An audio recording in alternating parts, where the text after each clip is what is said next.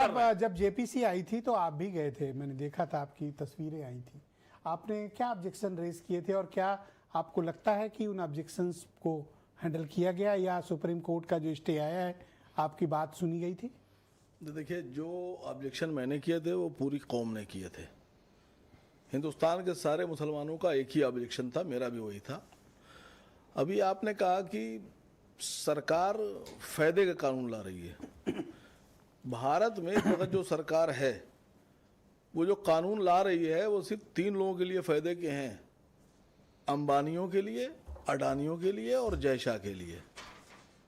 बाकी पूरे हिंदुस्तान में अपर क्लास हिंदुओं को छोड़कर सारे कानून जो हैं वो बनाए जा रहे हैं, वो देश के लोगों को गुमराह करने के लिए और उनकी प्रॉपर्टीज, उनकी दौलत छीनने के लिए। क्या भारत ने जो कानून बनाया उससे आदिवासी खुश हैं? क्या बैकवर्ड खुश हैं? क्या दलितों के खिलाफ कानून नहीं बने हैं? क्या आदिवासियों की जमीन अंबानी को नहीं दी गई है, अडानी को नहीं दी गई है?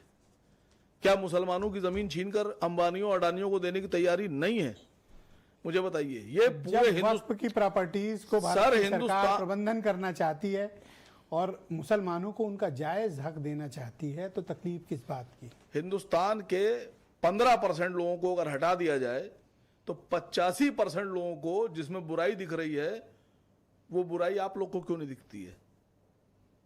खाली छोटा सा सवाल है सर। एक जज साहब से अगर डायरेक्ट बात हो जाए, उनसे खाली इतना पूछ लें कि किसी के पर्सनल प्रॉपर्टी में, धार्मिक प्रॉपर्टी में आप किसी दूसरे धर्म के आदमी को क्यों घुसड़ रहे हैं और आप उसको जायज भी मान रहे हैं? तो आपके मकान में क्यों ना घुस जाए हम? फिर आप उसको गलत क्यों मानेंगे? मैंने सबसे पहले शुरू में बताया था कि एक फैसला किया, फैसले में जब पेशी हुई तो कहा गया कि साहब ये 3 भाइयों का मकान है लेकिन रहेंगे नहीं, ये छू नहीं सकते दीवार। मंदिर न्यास में कोई मुसलमान नहीं है, आपके गलत इन्फॉर्मेशन है। मुसलमान में दलित पूछे थे। हाँ, दलित एक सिंगल दलित पूछे। हाँ, तो दलित क्या? इन्होंने दलित के लिए पूछा था। नहीं, मसला ये है हमें आपके न्यास में रहना भी नहीं है। बात समझिए, हमें किसी सिख गुरुद्वारे में रहना भी नहीं है, हमें किसी मंदिर में कोई भी पोस्ट नहीं चाहिए। गिरजाघरों में कोई दिलचस्पी है? नहीं, कोई दिलचस्पी नहीं गिरजाघरों में, वो उनको रहने दीजिए।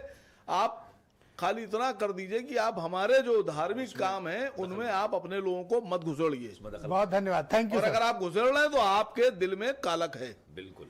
ऑलराइट, बहुत शुक्रिया। मैं अपने सभी मेहमानों का बहुत धन्यवाद प्रकट करता हूं। इस पर चर्चा में आप सबने अपना कीमती